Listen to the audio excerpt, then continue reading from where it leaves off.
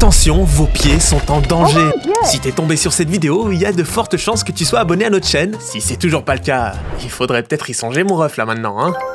Si t'es abonné, c'est que tu t'intéresses aux sneakers, et si tu t'intéresses aux sneakers, c'est que tu portes des sneakers. Et justement, il est peut-être là le problème. Les sneakers, c'est clairement pas juste un truc de passionné ou de jeune, vraiment tout le monde en porte, et la raison du succès des sneakers à la base, c'était principalement leur confort bien au-dessus des chaussures de ville que tout le monde portait à l'époque. Pendant très longtemps, les sneakers ont été perçus comme le saint graal du confort, mais cet avis ne fait plus l'unanimité aujourd'hui, et selon certains spécialistes ou non, les sneakers de nos jours sont carrément un danger pour nos pieds, et il faudrait faire en sorte d'en porter le moins souvent. Que ce soit les paires de running censées être ultra confortables, ou pire, les Dunk ou les Jordan 1 moyenâgeuses un peu moins confortables, toutes ces paires auraient été standardisées et fabriquées de façon à faciliter la production pour les usines et améliorer la rentabilité des marques aux dépens de la santé de nos pieds, mais ça pourrait aussi avoir un impact sur nos chevilles, nos genoux, notre dos. Enfin bref, les sneakers seraient bien plus problématiques qu'on pourrait le croire, et ça, peu importe la marque. Les bandeurs de New Balance, on va se calmer tout de suite. Hey, relax, Jabaoud. Alors qu'est-ce qu'on reproche aux sneakers aujourd'hui? Est-ce que porter des sneakers c'est carrément dangereux pour notre santé? Est-ce qu'il existerait des alternatives plus adaptées pour notre corps que les paires que tu trouves chez la plupart des détaillants? Ou alors est-ce que cette histoire ça serait pas simplement une théorie du complot poussée par une secte de hippies qui aiment trop marcher pieds nus? C'est ce qu'on va essayer de savoir dans cette vidéo.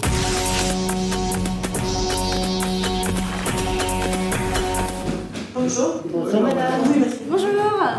Bonjour. La table est dressée avec les pieds ce soir, donc. Nouvelle vidéo, ça fait maintenant des années quand même qu'on parle de sneakers, mais on s'est jamais demandé si les sneakers, au final, c'est une bonne chose pour nous d'un point de vue santé ou carrément l'inverse. On va pas se mytho, pour les plus jeunes qui vont aimer cette vidéo, ce qui nous motive à faire nos choix en termes de paires, c'est clairement plus la hype que la santé ou même le confort. On l'a vu avec l'énorme popularité des Dunk ou des Jordan 1 qui sont assez loin d'être les paires les plus recommandées par les orthopédistes, on va dire, et pourtant ces paires vous les saignez, mais vous vous plaignez quand même du confort. Alors pour capter pourquoi on s'inflige ça, on vous a questionné autour du confort de vos paires sur Insta. On se rend compte que le confort est primordial pour seulement 30% d'entre vous, le reste n'est pas du tout prêt à faire de compromis et avoir une dégaine de troubadour pour gagner en confort et préserver sa santé. Du coup, on vous a aussi demandé si vous étiez vraiment à l'aise dans la plupart de vos baskets, et on retrouve à peu près les mêmes chiffres, seulement un peu moins de 30% d'entre vous sont pleinement satisfaits du confort de leur paire. C'est certainement ceux qui acceptent d'avoir un peu moins de dégaine pour privilégier le confort, et le reste, bah c'est probablement des bougs qui doivent saigner leur paire de Dunk en plastoc. Tu vois les retombées? Bon, ce constat il est quand même un peu alarmant en vrai. On se rend compte que ça fait plus de 100 piges qu'on nous vend des sneakers, mais on n'est toujours pas à l'aise dedans, et peut-être même pire, nos paires pourraient carrément être nocives pour nous. Alors pour capter le pourquoi du comment, comme d'habitude, va falloir remettre du contexte historique. Le confort dans nos chaussures, c'est quand même quelque chose d'assez récent historiquement parlant, et on dirait même que c'est un sujet dont tout le monde s'en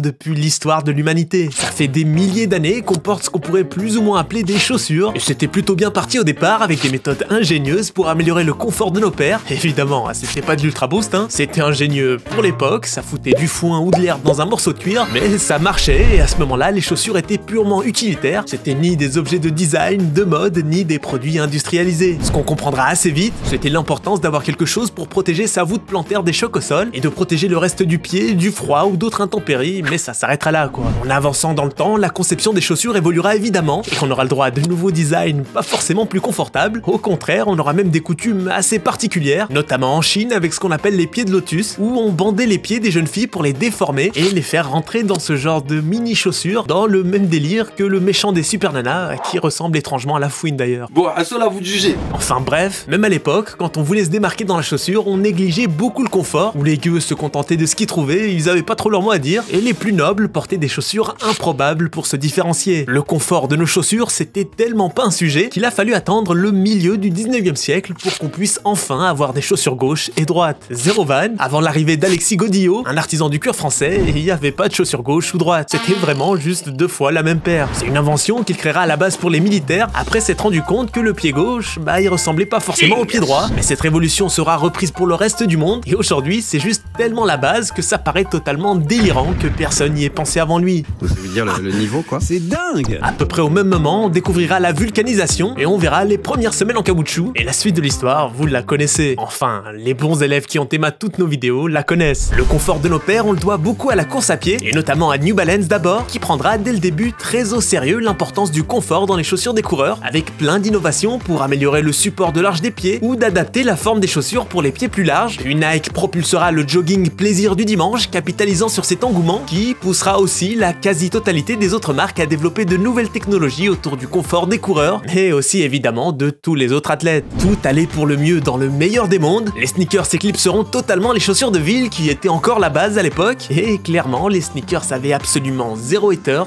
jusqu'au début des années 2000 où on verra des études et des livres questionner l'impact des chaussures sur notre santé, ou plutôt si on vivait pas mieux sans chaussures. On pense évidemment à Born to Run, le livre de Christopher McDougall qui nous parlait d'une mystérieuse tribu au fin fond de l'Amérique du Sud qui aurait des compétences de coureur innées et carrément incroyables, mais surtout qui courait pieds nus contrairement à nous. On aura à partir de là beaucoup de personnes qui se pencheront sur les effets négatifs des sneakers, et les causes sont vraiment là où vous ne les attendez pas. Quand on vous a demandé de nous définir le confort dans une sneakers, vous étiez pour la quasi-totalité d'entre vous à nous parler uniquement des semelles. Et c'est vrai que quand t'enfiles une paire, c'est la première chose que tu ressens, mais selon plusieurs études, c'est justement ces bonnes semelles qui pourraient avoir un impact négatif sur notre santé sur le long terme. À force de porter les semelles bien balèzes qu'on a aujourd'hui, notre façon de marcher historique depuis la nuit des temps a été totalement chamboulée, où les gens ont de plus en plus tendance à poser leurs talons au sol en premier, tout en faisant des mouvements de cheville et de doigts de pied beaucoup moins flexibles, puisque immobilisés et facilités par les chaussures. Étonnamment, selon une étude de 2007, courir pieds nus diminuerait de 12% l'impact sur nos genoux, simplement parce que nos mouvements ne sont pas les mêmes lorsqu'on est pieds nus. Faut savoir que nos pères ont été imaginés pour faire le travail à notre place, et des trucs qui vous paraissent anecdotiques comme ce qu'on appelle le toe spring, cette petite élévation d'environ 15 degrés que vous retrouvez sur absolument toutes vos paires, c'est le genre de détail pensé pour normaliser et faciliter notre marche et notre course, mais qui à force réduit à néant l'équilibre et la force de nos pieds, notamment de nos orteils qui sont devenus limite atrophiés. Vous pouvez essayer chez vous de bouger vos doigts de pied dans tous les sens, vous verrez que pour la plupart d'entre vous, à part votre gros doigt de pied, la mobilité, c'est plus trop ça. Et franchement, si ça peut vous faire kiffer,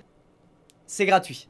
Allez. Mais les dégâts de la standardisation de nos chaussures ne s'arrêtent pas là. On n'a absolument pas tous les mêmes pieds, que ce soit de par leur forme, leur largeur, leur longueur, leur orientation, la forme de leur arche, enfin bref. Et pourtant, mis à part la pointure, nos chaussures ne s'adaptent pas à nos pieds, et c'est même plutôt l'inverse. C'est carrément nos pieds qui ont dû s'adapter à nos paires. C'est une des choses que les adeptes du mouvement anti-sneakers mettent en avant. La plupart des chaussures ne sont pas en adéquation avec les mouvements naturels du pied et compressent totalement nos panards, créant atrophie musculaire, déformation et pouvant avoir des effets néfaste sur l'ensemble de notre corps, de notre posture et de notre mobilité sur le long terme. Et quand tu vois à quel point des bandages peuvent déformer des pieds, bah c'est pas totalement délirant de penser que nos chaussures peuvent déformer nos pieds, à plus petite échelle évidemment, mais normalement ça ne devrait pas être le cas du tout. Ce qui est totalement piégeux, c'est justement qu'une fois dans la paire, on se rend pas compte des dégâts qu'elle pourrait nous causer. C'est pourquoi on a vu l'apparition du mouvement barefoot, qui à la base veut juste dire pieds nus, mais comme c'est pas forcément très réalisable de se pavaner pieds nus dans la vie de tous les jours, on verra un tout nouveau type de chaussures, les chaussures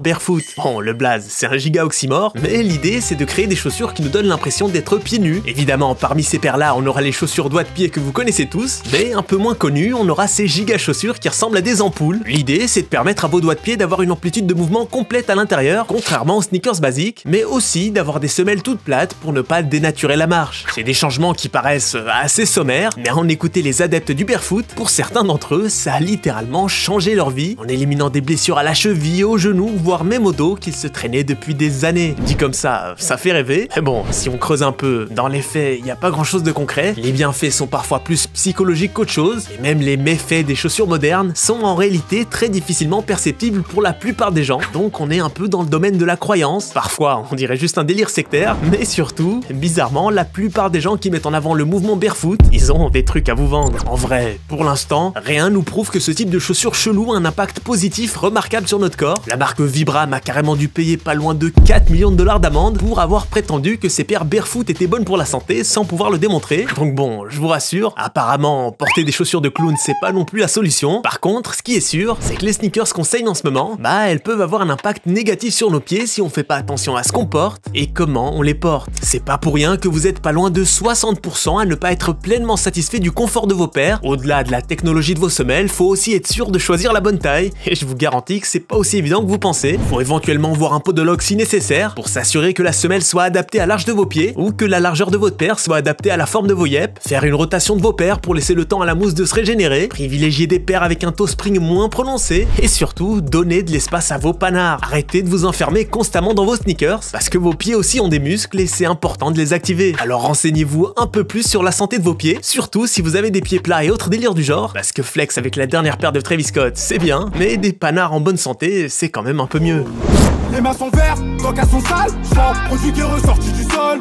Sur terrain satisfait le stade. C'est ça dans le but de faire baisser ma cote. Ils se retrouvent à terre en sortant des cages. Ils préfèrent s'orienter vers la clé de sol.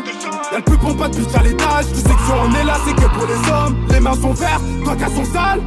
Produit qui est sorti du sol. Sur terrain